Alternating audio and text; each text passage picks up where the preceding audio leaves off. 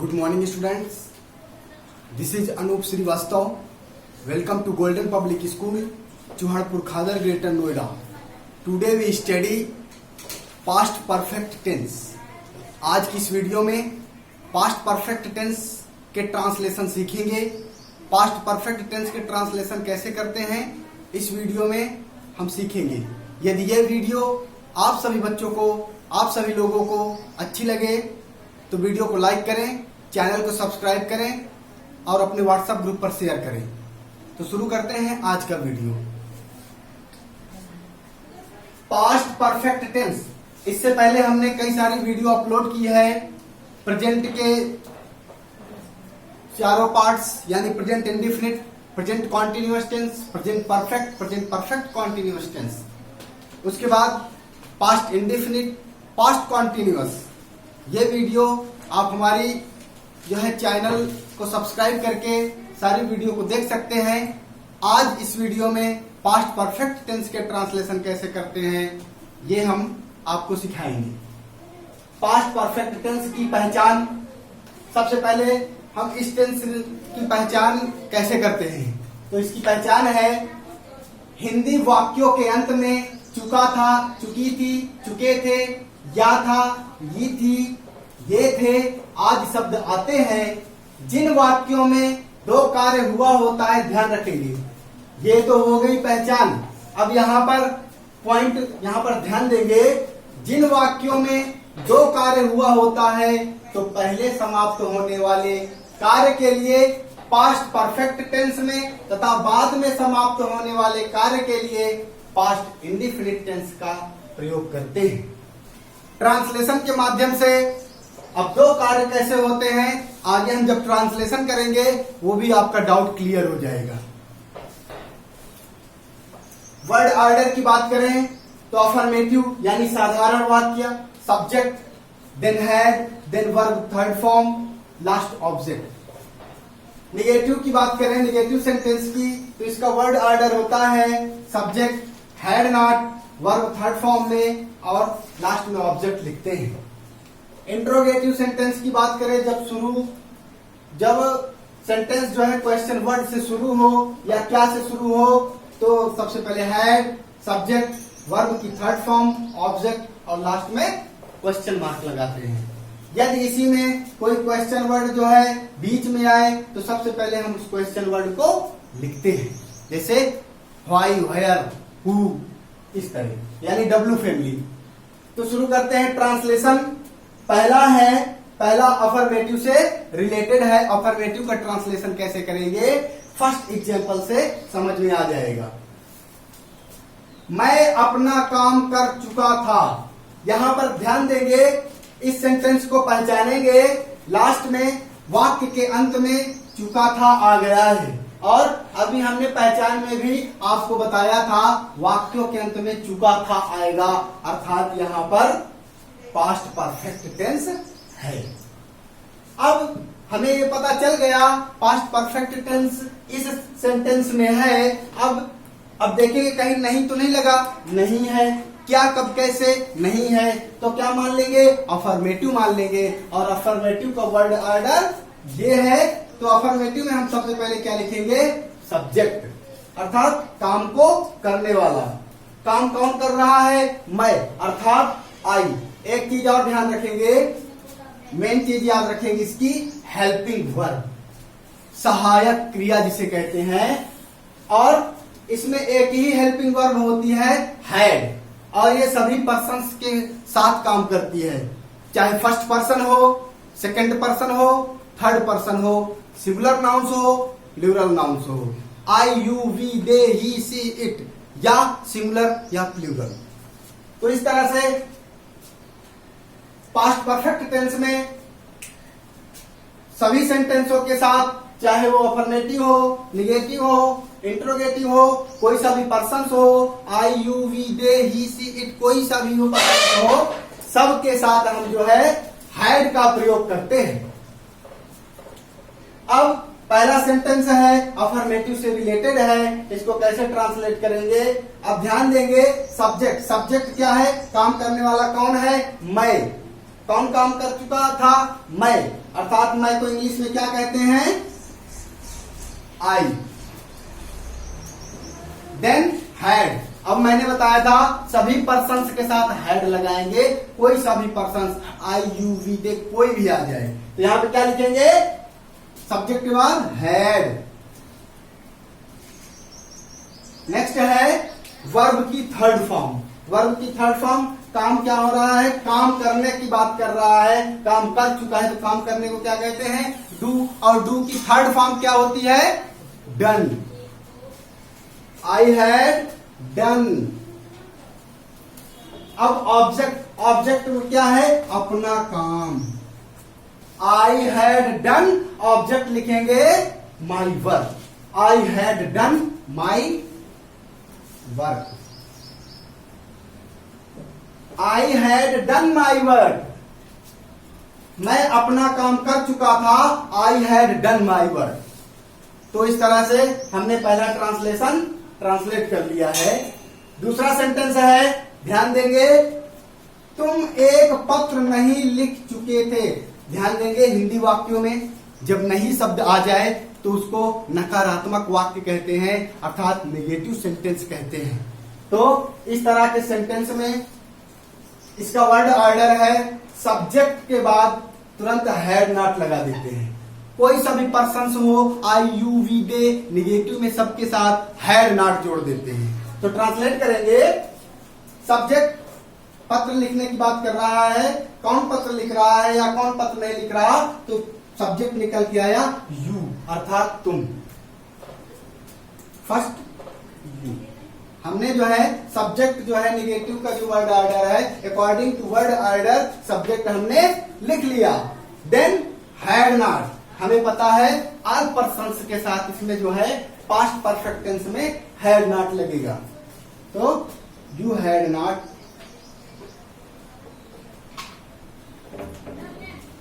Had not के बाद क्या लिखेंगे? वर्ब की थर्ड फॉर्म। अब इसमें देखेंगे वर्ब क्या है? लिखना। लिखने को क्या कहते हैं? राइट। तो राइट की थर्ड फॉर्म क्या होती है? राइट, रोट, रिटन, रिटन होती है। तो अब यहां पर क्या लिखेंगे? You have not written.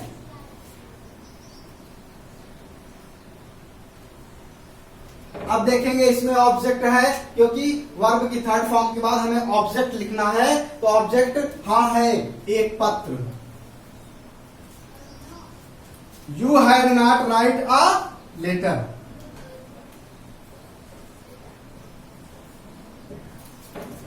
इस तरह से हमने इसका निगेटिव सेंटेंस भी सीख लिया कि किसी भी पर्सन के साथ हिंदी वाक्यों में यदि नहीं शब्द दिया हो तो सब्जेक्ट के साथ अर्थात कर्ता के साथ हैड के साथ नॉट जोड़ देते हैं तो निगेटिव बन जाता है।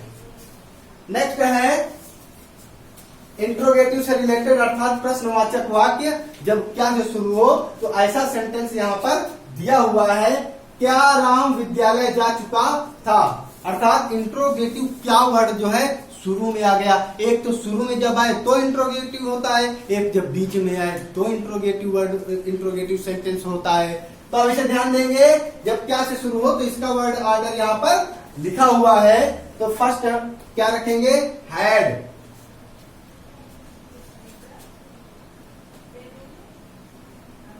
अब ध्यान देंगे, सबसे पहले हमने हैड और उसके बाद सब्जेक्ट। काम को करने वाला कौन है? विद्यालय जाने वाला कौन है? तो राम। क्या है? राम। अब ध्यान देंगे इंट्रोगेटिव में उसके बाद क्या है? वर्ब की थर्ड फॉर्म है सब्जेक्ट के बाद। तो अब यहाँ पे जाने की बात कर रहा है तो गो, वेंट, गॉन, अर्थात गो की थर्ड फॉर्म क्या होती है? Gone. Had Ram gone. Check करेंगे, ऑब्जेक्ट भी है। ऑब्जेक्ट इसमें क्या है? विद्यालय। क्या है? विद्यालय। तो had Ram gone to school. और क्वेश्चन सेंटेंस है अर्थात इंट्रोगेटिव है, तो लास्ट में क्वेश्चन मार्क लगाएंगे। तो इस तरह से हमने जब क्या से शुरू हो तो उसको हमने ट्रांसलेट कर लिया। अगर सेंटेंस में अगर सेंटेंस में ये दिया रहे जब क्वेश्चन वर्ड बीच में आ जाए तो क्या करते हैं? जैसे कोई सेंटेंस दे दे राम विद्यालय क्यों जा चुका है। अब ध्यान देंगे, जैसे कोई दे दिया गया सेंटेंस राम विद्यालय क्यों जा चुका था। ध्यान देंगे यहां पर मैंने ये सेंटेंस इसलिए लिखा है क्योंकि आपका डाउट क्लियर हो जाए। जब क्वेश्चन वर्ड राम विद्यालय क्यों जा चुका था, ध्यान देंगे अब यहां पर क्वेश्चन वर्ड बीच में आया है। जब ऐसा क्वेश्चन वर्ड बीच में आएगा तो हम सबसे पहले उस क्वेश्चन वर्ड को लिखेंगे। तो राम विद्यालय जा चुका था, तो सबसे पहले क्या आएगा? क्यों, यानी why. Next helping verb. Helping verb क्या है? हैड। वाई हैड राम, यानी सब्जेक्ट। Y had Ram. अब क्या लिखेंगे? वर्ब की third form. Why had Ram gone. Last में क्या है? विद्यालय, टू स्कूल, क्वेश्चन मार्क। तो इस तरह से जब क्वेश्चन वर्ड बीच में आए तो कैसे करते हैं उसको भी हमने इस सेंटेंस के सहारे सीख लिया। इस सेंटेंस के माध्यम से सीख लिया। एक बात और ध्यान देंगे,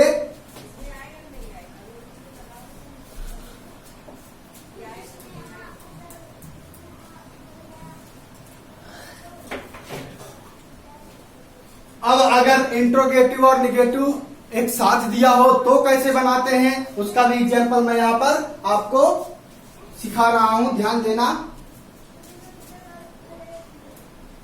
राम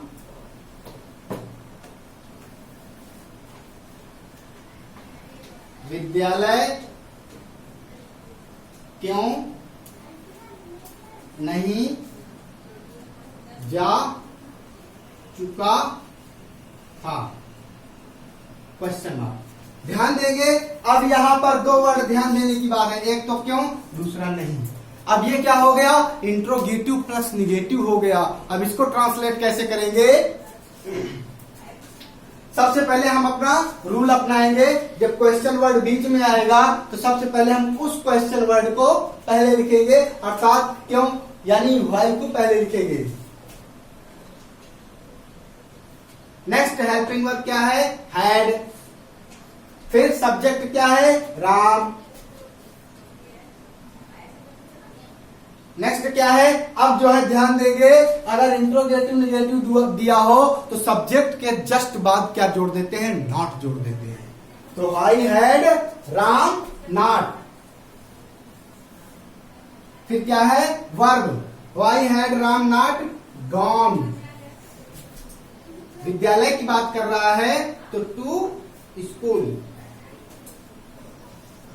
क्वेश्चन मार्क। इस तरह से हमने जो है इंट्रोगेटिव और निगेटिव को जब एक साथ दिया हो तो कैसे ट्रांसलेट करते हैं, इस सेंटेंस के माध्यम से हमने उसको समझा।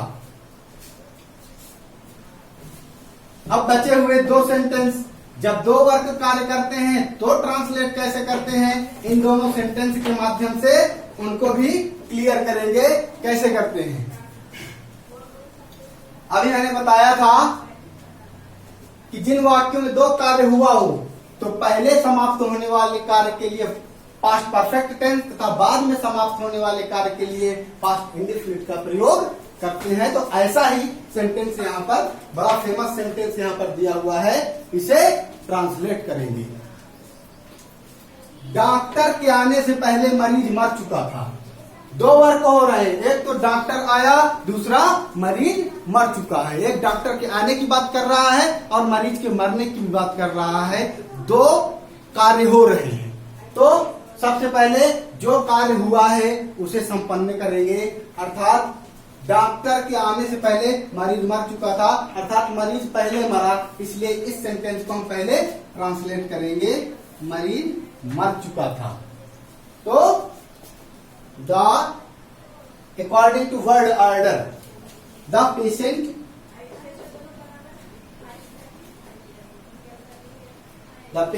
had डाइड,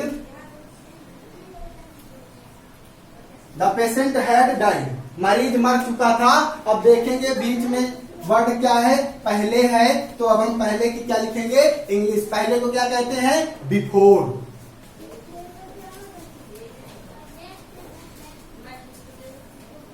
अब जो है, जो दूसरा इसका पार्ट है, डॉक्टर के आने की जो बात है, डॉक्टर के आने से पहले, यानी डॉक्टर के आने की जो बात है उसको हम पास्ट इंडेफिनिट में ट्रांसलेट करेंगे। जैसे कि मैंने पीछे वाले वीडियो में पास्ट इंडेफिनिट को कैसे बनाया जाता है, सिंपल सेंटेंस में वर्ब की सेकंड फॉर्म लगा के ट्रांसलेट कर लेते हैं, तो ऐसे ही ट्रांसलेट यहाँ पर करेंगे। The patient had died before the doctor केम, क्योंकि वर्ब की सेकंड फॉर्म लगानी है।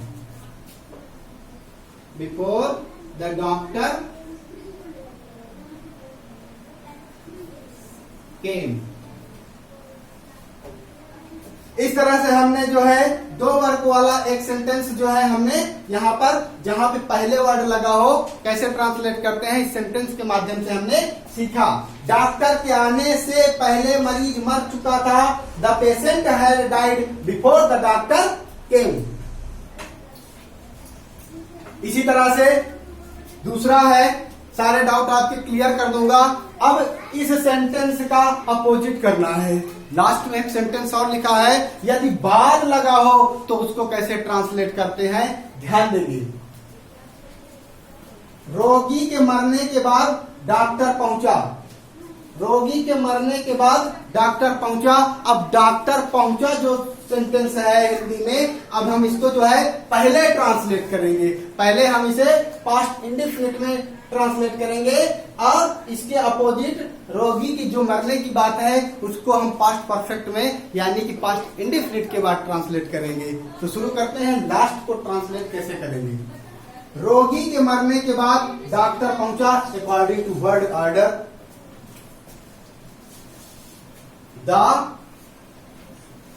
डॉक्टर, पहुंचने क्या होती है, रीच, और second form reached, past indefinite में। The doctor reached. अब यहां पर गौर करेंगे, क्या है, पहले वाले में पहले था, चौथे सेंटेंस में, पांचवें में क्या दिया है, बाद, और बाद को क्या कहते हैं, आफ्टर।